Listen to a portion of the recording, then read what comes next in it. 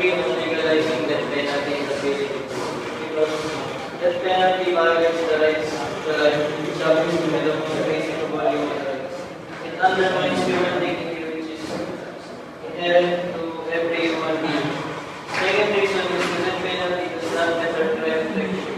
There is no conclusive evidence of the deterrent value of the death penalty because states without the death penalty have much lower murder rates. And there are many alternative punishments, like without parole is a sensible alternative. Unlike the death penalty, a sentence of life without parole also allows mistakes to be corrected. So, I have a question for you. Should we have the right to choose if someone gives or dies? No, you don't have the right to choose if someone is living or die. But if the subject is willingly, he made his own choice to kill. So, is he guilty?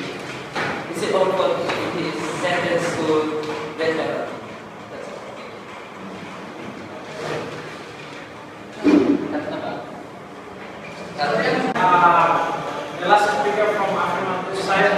So I give time to the speaker to state your arguments. Okay. I'm going to give my statement of the summary of the two speakers.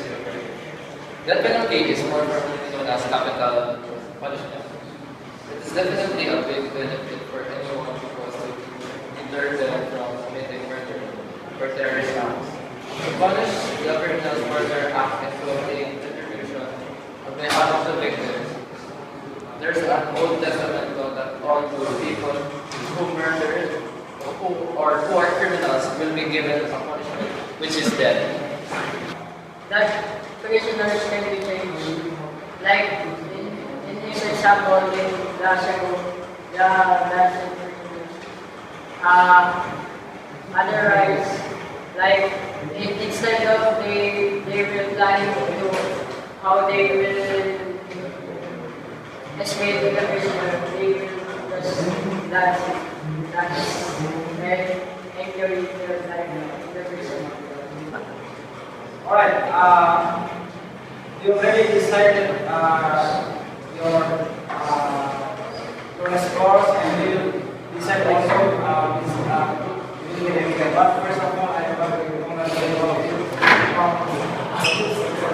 from Affirmative side and Affirmative side. So the winner in this debate is from the Affirmative side. That's all.